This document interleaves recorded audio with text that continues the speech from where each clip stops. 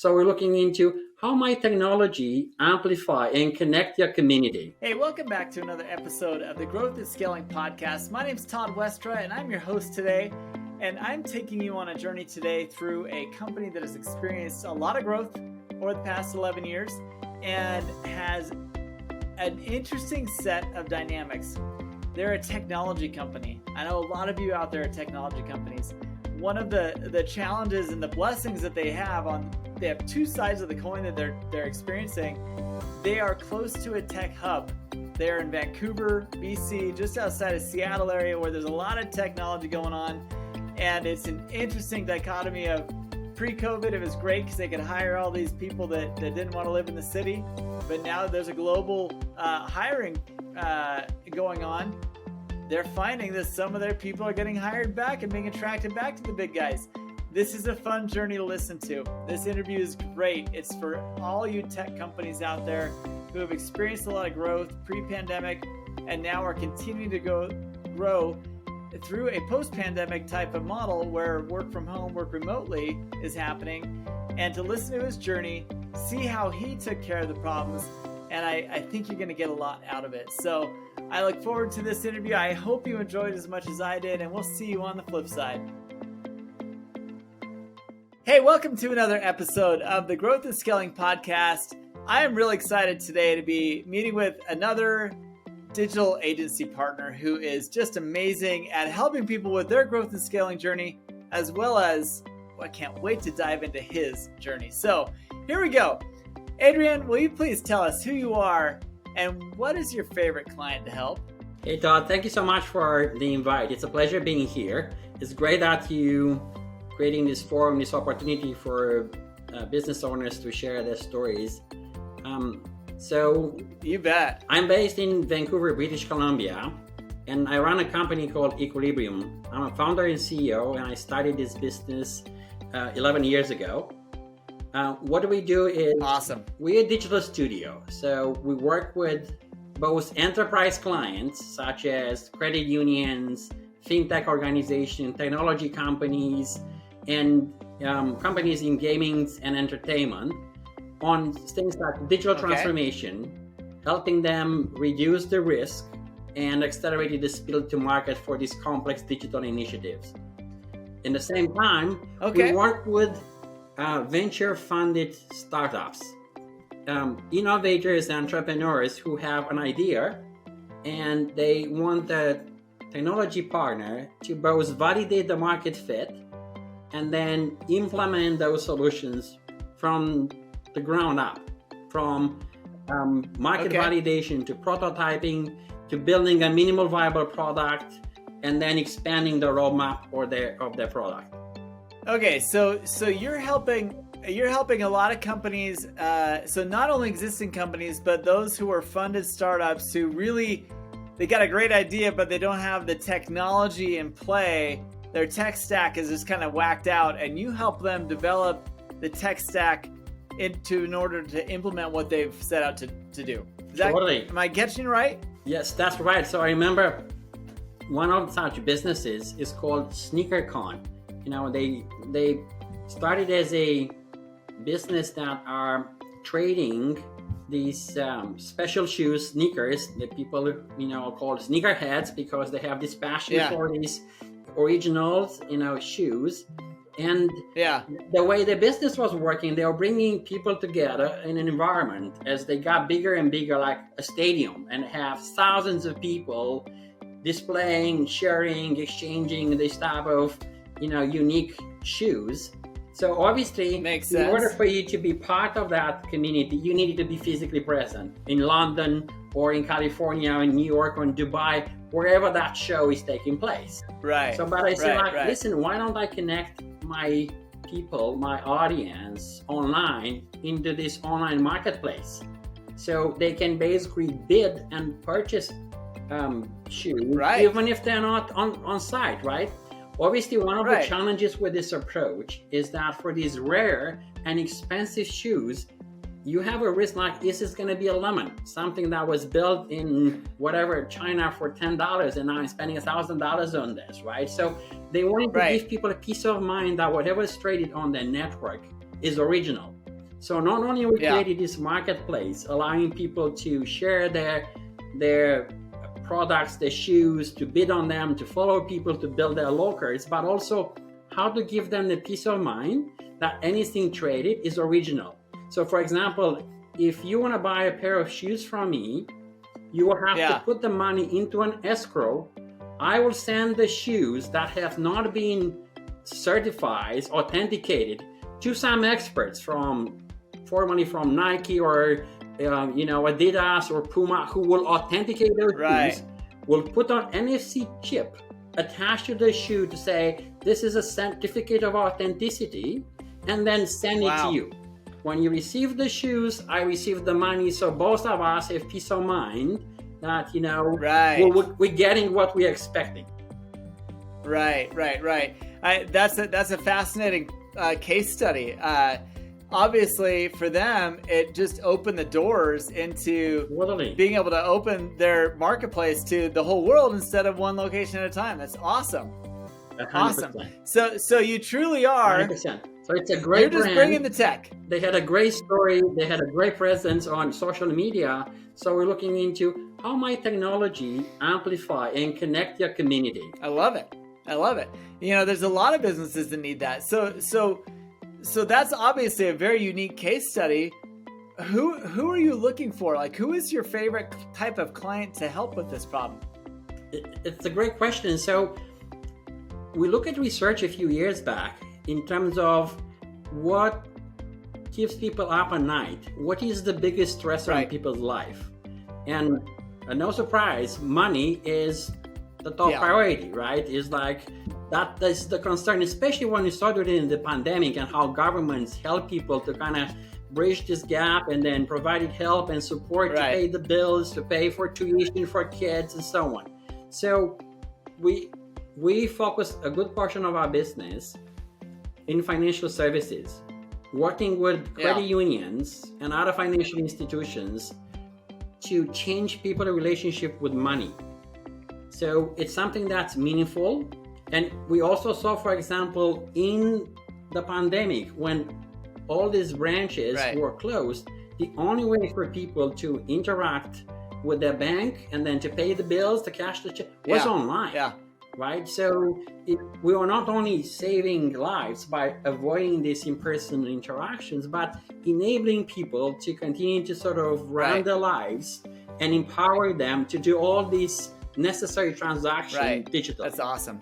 So I love it. So you've literally, in your years of experience, it kind of prepared you for that pandemic where businesses now needed to somehow transform to a digital presence. And that, I imagine, was a great couple of years for you there. Totally. It started initially when everybody pressed the panic button. Oh my God, what's happening? How do we move our business to operate during the pandemic, saving the employees, saving the customers? Right. So after this initial knee-jerk reaction, to your point, everybody figured out digital, if it's not the main, if it's not the only, it's the main channel to interact with both our customers and our staff. So some of these initiatives who were like, hey, we'll get there when we get there, became like, it's a matter of survival, right? So stores, if they closed the shops, the only way was to sell digitally, right? So this became from nice to have to like, it's a matter of survival. Exactly. Okay, so now we understand your business, and now we understand who your client avatar looks like. I want to dive now into your business. 11 years in business, that is longer than most. I would say that the vast majority of businesses are lucky to make it past the first year. Those that do generally tire out after 3 or 4 years, or they pivot into something different, or they get acquired, or something crazy happens. Tell us about this growth journey of 11 years, and what are the highlights? What are your favorite parts about that journey? Yeah, great question. And you're right. I was looking at some stats, I think, a year or so ago when we celebrated our 10th anniversary. Yeah. And it's something like 54% or so of the businesses no longer exist after the first 10 years, right? And that from 30% dropping in the first year to another 10% second year and so on. Right. So obviously the first few years are where most people are, if the business model doesn't prove to be successful, that's where they Right. fail. But by the time you hit 10 years, is less than half of the companies who started initially who are still in business. Yeah. So we've been, blessed and privileged that our business and the value proposition we're providing has continued to, if you want, became even more meaningful during the pandemic. Yeah. We managed to not only weather the storm, we kept everyone in during the pandemic, and it paid off. As you said, like people's demand increased significantly. The following year after the pandemic, we actually grew 30%. And then this kind of double-digit growth has been something that we've done repeatedly. As you as smaller business, doubling the business within a year seems easier as the company is getting bigger and bigger. Yeah. You cannot continue to grow like triple-digit like this. Not quite, yeah. For sure, it's getting harder and harder, and for different reasons, right? Because when you reach certain thresholds, you cannot just add people to a structure that already exists, right? You need to start building leaders, right? You kind of have to rearrange the organization. If you have a manager, let's say, in technology, and he has 4 or 5 developers and so on reporting into him, you can have 50 people all reporting to the same manager, right? Exactly. You have multiple managers, there is a director, so the structure of the organizations continues to change and adjust depending on the company needs. We continue to remain a pretty flat organization. Yeah. And for us, we always look for something called sustainable growth. Sure. So even when we doubled the business and we had to hire 20, 40 people within a year, we didn't look to just put warm bodies in the seats. We always look into how do we increase the density of talent. And one thing with the pandemic is we went from focusing on talent locally. Our office is headquarters in Vancouver. That's where most of our team were based. We were coming into the office 4 or 5 days a week. That was the pre-pandemic. But we all had like a laptop, and everybody was able to work a day from home. So transitioning to remote work hasn't been such a challenge for us. It was actually quite easy. So we are very thankful from that perspective. Another change for us was to tap into a global pool of talent. So as opposed to saying, what are the top developers in Vancouver, we're looking into for unique skill set, like an enterprise architect or an expert in virtual reality. Are there people internationally that we can bring in our business? And Canada has been great to allow us to bring this type of talent in Canada. So just last month, I think we brought in 3 people who landed, like myself, who came into Canada 25 years ago. We brought in other professionals in Canada to join our organization to build the roots and then bring the family and start a new life here. And this kind of diversity of thought is kind of one of our unique value propositions. I love it. We look for sustainable growth. We look for how we continue to stay true to our mission and our culture, increasing the density of talent, and looking at diversity of thought as how do we bring talent from all over the world. Hey there, friends. This is Todd. Running a business, honestly, can leave a lot of founders and operators feeling lonely and isolated. If you have ever felt that way, trust me, I know what it feels like. And there is something you can do about it. You've heard a lot of our guests talk about the fact that being lonely and isolated is one of their biggest challenges in trying to run and scale their business. captainscouncil.com. Go to captainscouncil.com right now and see what we're doing to resolve this problem. We want you to be a strong operator who has solutions and has a way to get around the challenges you're currently facing. What most founders don't understand is that you're not alone. The challenges that you're facing, likely somebody else has already overcome, and they can give you the feedback you need to overcome them. Who better than your peers, other founders, other operators who are joining with you in a small group setting, a global community setting, as well as at our in-person events to guide you through these challenges that you're facing right now. Don't give up, keep on pushing, but do it with some good advice from your peers. Go check it out at captainscouncil.com and let me know what you think. about the offering. We can't wait to see you there. I think that's a fun challenge to take on. And I think in terms of your growth and scaling journey, it's such a different place than it was pre-pandemic, where it was, how do I get the best talent from this local geographic region? And now, being able to hire everywhere and anywhere, you can find that talent and attract them by saying, hey, you don't have to move here. Just stay where you're at. Keep your house, keep your wife happy with the kids in school and all that good stuff, and let's get to work.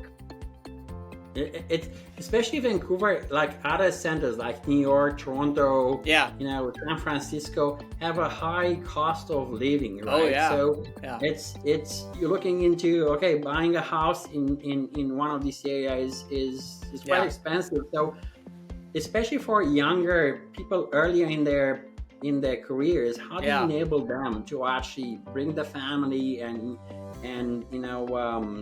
grow in this type of environment? So now for sure, you don't have to be present, in Vancouver. You can be working from a suburb. I love it. That being said, it's a two-way sword, Todd, because what happens is now Amazon and Microsoft and Facebook, they're all in Vancouver. Yeah. Plus, to what you said is, I can be in Seattle, where several of them are based, and then hire people from Vancouver, and they affected the cost structure because they were throwing money at people, changing the talent market. So we had to, that's interesting, be more innovative of how do you compete with these trillion-dollar companies who can afford to throw different packages at the people in our market. Well, that's an interesting challenge that you bring up, and that kind of leads me to the next segment of what have you found to be your biggest challenges in growth? I mean, that is an obvious challenge. And now that everyone is remote, how do you keep people when they're getting approached by big companies? What do you say to that? And what are your other challenges that you think have been really difficult to handle? So you'll probably hear from different people you interview and so on. Getting top talent is definitely a challenge, especially in areas where we bring experts from all over the world, right? And the two-way sword is that the same way we could hire talent from other geographies, the same way this type of big companies can go and reach out to our employees because they're saying, I don't care where you're working from, right? Our company is based in New York or in San Francisco. You're still gonna cost me a fraction of what I'm paying people here in San Francisco. So I can throw more money at you, making this. So winning this talent business based on dollar to dollar was impossible, right? So we had to become more creative. Totally. So looking into things about purpose, looking about things about culture. When I mentioned here, we picked this focus on financial services because the impact we made in people's lives. Right? So paying people competitive was a starting point, but being the highest payer in the market, that's not possible. And there is only one company who can be like the highest payer, right? Right. Now, the other thing that changes, as you saw more recently, all these trillion-dollar companies have laid off tens of thousands of people. Yeah. So employees have started thinking like, listen, job security is probably at least as important as what's the highest salary I can get there for start. Right. The other aspect is, as I was mentioning to you, growing 20-30% year to year.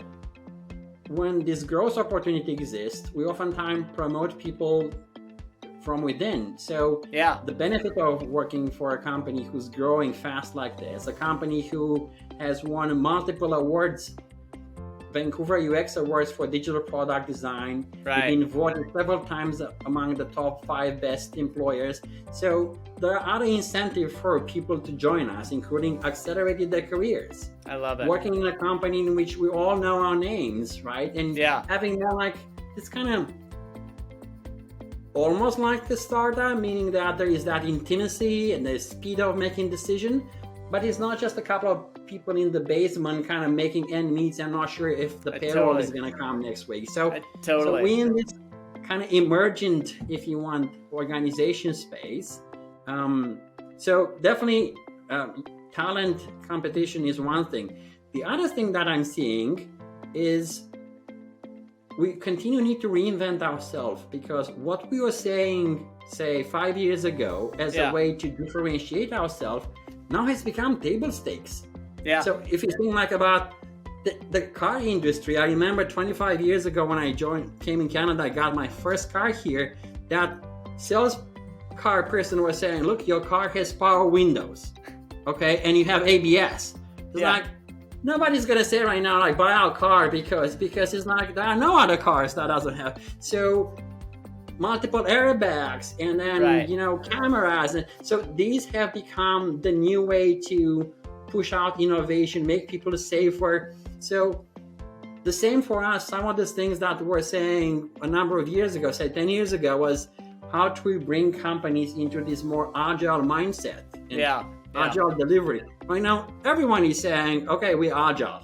So we have to kind of reinvent how do we position ourselves and what our X factor means. One thing that you brought up is when a problem comes in, such as this idea of working remotely, it has upended how people do business.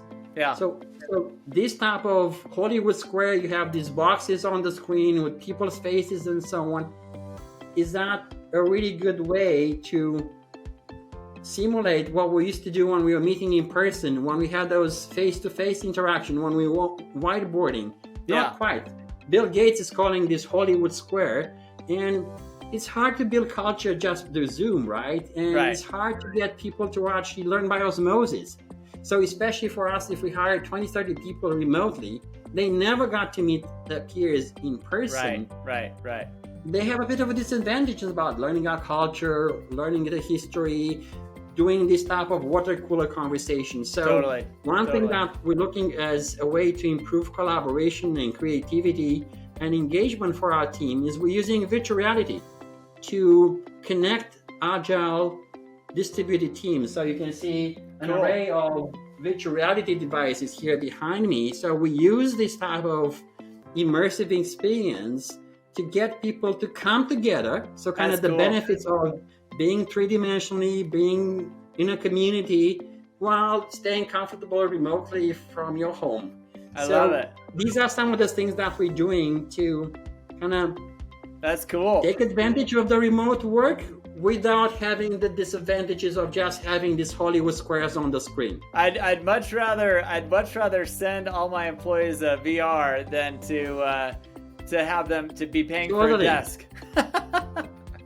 Totally. Very cool. I love this conversation. I love what you've been talking about. Seriously, for those that are growing and scaling their businesses, there's a lot to learn from this conversation. And I think that some of the challenges that you've brought up and some of the solutions that you've had for these are amazing. How do people follow you? Are you available online? Or are you on social media at all? Where do people follow and kind of get some insights as to what you teach people in your business? So definitely LinkedIn is one of the channels that I'm active to. It's a business network. We publish thought leadership articles. Awesome. On our website, awesomeness.com, or on LinkedIn. I do have also a Twitter account. Cool. We're feeling that for the audience we focus on, primarily for C-level executive and business owners, LinkedIn is the main channel for us to conduct our business. Good. Now, I almost forgot. One of my favorite features of the interview is I'd love to get a shout out for someone in your circle who has kind of been that inspiration to you as you've been growing and scaling this over the last 11 years. Who is someone that stood out to you and comes to top of mind as someone that has inspired you to keep on moving your business? I appreciate that. I actually just came in from a lunch with this person. So to give you a bit of context, I'm dedicated to long-term learning, from advanced education to doing executive education at Harvard and at Wharton, to being part of CEO networks. Right. One of these networks is called McKay CEO Forum. We have about 1,000 CEOs in Canada. Cool. My group has about 15 leaders and so on. In this group, our chair, which is a professional chair, her name is Natalie Michael. And she's I know her for maybe 8 years now. Yeah. And she has also been my personal, executive coach. Love it. So we know each other really well. She saw me in Equilibrium grow, and she helped me at many key points in our career and trajectory to talk about some problems, I love it. think about how get a new fresh perspective on a particular topic, putting me in contact with people in her network. So I want to give Natalie Michael a shout out for being a great chair and overall a great friend for many years now. I love it. Natalie, way to go. And listen, Adrian, I appreciate so much your time today and sharing with other business founders and business leaders your journey through growth and scaling. We appreciate you, and we look forward to hearing how your business grows over the next 10 years. Thank you so much for the invite, Todd. It was a lot of fun. Great. Thank you so much. All right. Talk to you soon. Hey, that's a great podcast. I loved the interview. There were times where I could totally relate to his challenges and times where I didn't quite grasp it because it's not anything I've had to deal with before. But I would say that for the most part, if you're a business out there in the technology world who's trying to grow and scale, your problems are going to be fairly similar. It's all about the people, and people are always a challenge in trying to grow and scale your business. So as you deal with the challenges that he's been facing in his company, I hope you know that you're not the only one dealing with this. Create better incentive plans, create better work experiences, even in your remote environments, and try to treat your people as close as you can, as good as you can. Make your company, create a culture that they're attracted to and would never leave even if they got a better offer somewhere else. I hope that you enjoyed this episode. I know that it's been impactful for me, and if it's impactful to you, chances are it is for someone else. So like, share, subscribe, do all those steps that are going to help grow the podcast and the influence that we're trying to create in the growth and scaling marketplace. We hope it helps you, and we appreciate you being here. We'll see you on the next episode of the Growth and Scaling Podcast.